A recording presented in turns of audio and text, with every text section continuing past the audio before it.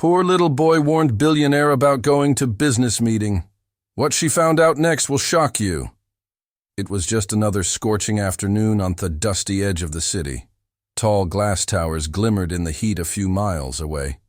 But here on the sidewalk outside a luxury estate, the contrast was jarring. A red SUV idled at the gate of one of the grandest properties in the area, its sleek shine catching the sun. From behind the wheel, a driver waited, occasionally glancing at the mansion's door. Inside, Alina Sterling, a billionaire known for her strategic genius and intimidating calm, was buttoning the last clasp on her black blazer. She adjusted the cuffs, slipped on her wristwatch, and nodded once at the reflection. She didn't just run empires, she built them. From real estate to renewable energy, every venture she touched turned to gold. And today, she was on her way to close one of the most high-stakes mergers of her career. But fate was already waiting outside. As Alina exited her door, her heels tapping across the smooth steps, she barely registered the frail figure standing beyond. The security line. A boy, maybe 10, maybe younger, his clothes torn and dust-covered, his face lined with worry far beyond his years. He looked like he hadn't eaten a full meal in days.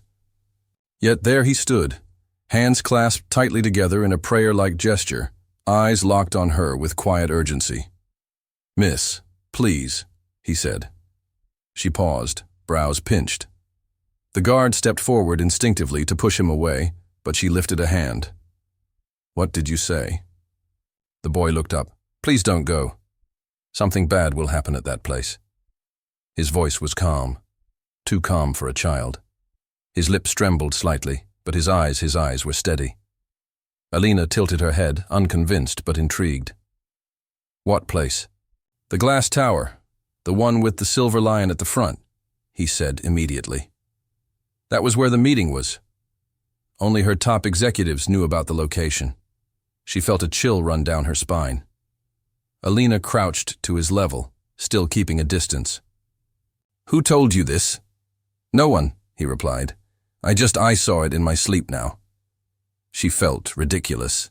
Dreams from a child who looked barely alive. She stood, brushing it off. "You should be in school, not telling stories on sidewalks." The boy didn't move. "If you go, you'll be sorry." She turned to the guard. "Take him to the shelter near Ridge Street. Make sure He gets food. I have a meeting to tend." But as she opened the car door, her hand trembled. She slid in, still rattled.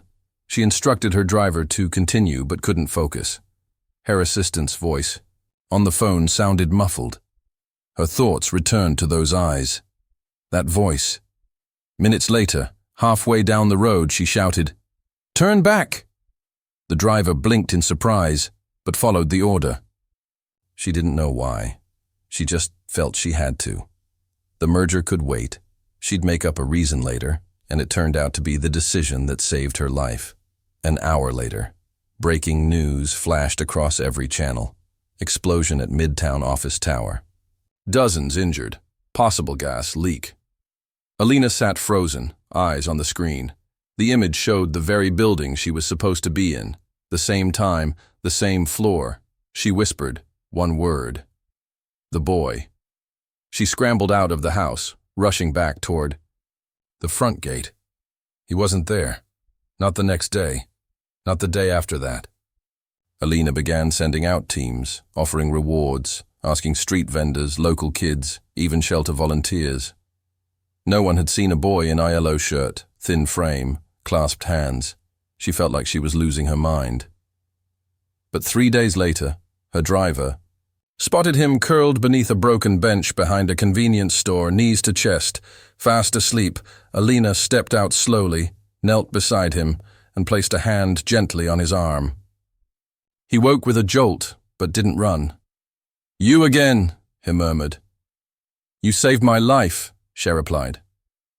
"I just told you what I saw," he said voice. "What's your name?" "Jalen," she nodded. "Come with me, Jalen. No one ever asks me that," he whispered, almost dazed. That day, Alina didn't just offer him food. She didn't just write a check. She brought him into her home.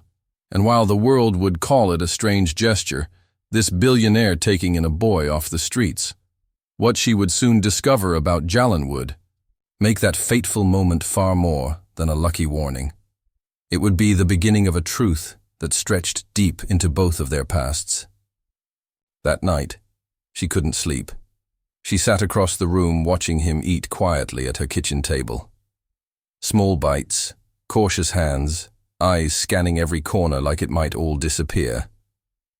He looked up at her once and smiled. It was the first time she had seen him smile.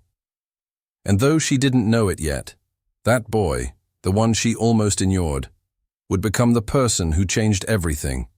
Her business, her future, her heart. The headlines had called it luck. She would soon learn it was fate. Jalan adjusted the cuff links in his sleeve awkwardly. He still wasn't used to this world of soft chairs, tailored suits, and silent elevators. It had been over 2 years since Alina brought him into her home. And yet sometimes he still flinched when someone called his name gently instead of yelling it in the streets. The first few weeks were difficult. He barely spoke. He hid food under his pillow. He never let anyone touch his backpack, but Alina never rushed him. She gave him a room with a warm bed, clothes that fit, and food served with no conditions. She didn't ask questions. She simply treated him like he belonged. Over time, He began to believe it. What surprised her most was how sharp he was. Jalan could predict small things with eerie accuracy, like when one of her investors would pull out, or when the stock market would dip. He never claimed to see the future, but he would say it just feels wrong. And more often than not, he was right. She joked that he was her tiny radar. As he grew, Alina enrolled him in private school, but more than anything, she gave him her time. She took him to meetings, introduced him to her network, taught him how business worked and how people worked. In return, he gave her something she hadn't known she'd been missing: trust, wonder, perspective. Still, she never asked about the dream that saved her. She thought it would scare him until one night, as they sat on the balcony, he brought it up himself. "My mom used to get dreams too," he said, eyes distant. "She said sometimes they were warnings, sometimes memories. I think I got it from her." Alina turned toward him. "What happened to her?" Jalan looked down. She died in a fire. Apartment building. Caught during a wiring failure. We tried to get out, but he stopped. Alina didn't push. She simply put a hand on his. A few weeks later, while sorting old legal files from one of her earliest companies, she came across a name that stopped her heart. Layla Boone. The name was listed on a lease contract from 12 years ago, a temporary tenant, in a low-cost complex Alina's startup once managed before she sold the property rights. She opened the file. Layla Boone, apartment 407, the building that burned, the building where Jalan's mother died. Her breath caught. That couldn't be a coincidence. The next day, she carefully asked Jalan his mother's full name. "Layla Boone," he said without hesitation. The truth struck her like lightning. She'd never known. The building had changed hands fast. She wasn't involved in maintenance. But it didn't matter.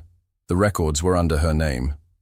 The fire that took Jalan's mother had happened on her property. She stared at the boy who had saved her life and realized he had been connected to her long before that day at the gate. Her hands trembled. Her eyes stung. But when she finally told him, when she admitted it, Jalan didn't yell. He didn't cry. He just listened. And after a long pause, he said, "Then maybe this was supposed to happen." Alina broke. "I'm so sorry. I don't blame you." "Hesed, you saved me too." From that day forward, they weren't just guardian and boy. They were family. The press found out eventually. An article titled, "Theophan Who Warned a Billionaire" hit every major news outlet. But Alina refused interviews. So did Jalan. Their story wasn't for spectacle. Instead, Alina did something no one expected.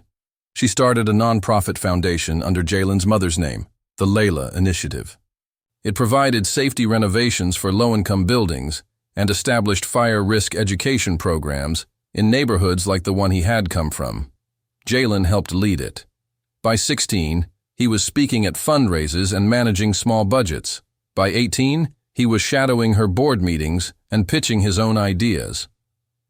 He grew into a quiet, brilliant young man with the rare combination of intuition and discipline. One night at a formal gala hosted by the city, Alina stood beside Jalen as he accepted an award. Someone asked, "Do you remember the day you stopped her?" "At the gate?" He smiled. "I didn't know who she was. I just knew she shouldn't go." "And now?" the reporter asked. "She's the reason I'm alive," he said, looking at her. "But more than that, she's the reason I know who I am." Alina didn't speak. She couldn't. Her heart was full. Later that night, as they drove home, she handed him a small envelope. "What's this?" he asked. "A key," she said, "to your office." "My what?" "You're ready," she smiled. "The next company. It'll be under your name, whatever you choose." Jalen stared at her. "Are you serious?" "As serious as I was when I told you you were family." He turned the key in his hand, quiet for a moment. Then he whispered, "I'll make you proud." "You already have," she said. And as they drove past the city skyline, once cold and distant, now warm and alive, Alina thought about that moment on the sidewalk years ago. One boy, one warning, a miracle disguised in dust, a future wrapped in a trembling voice. Fate had sent her, a stranger, and given her a son. If you enjoyed this story, don't forget to give it a thumbs up and hit that subscribe button for more emotional, dramatic, and unexpected tales. And let us know in the comments, where in the world are you watching from?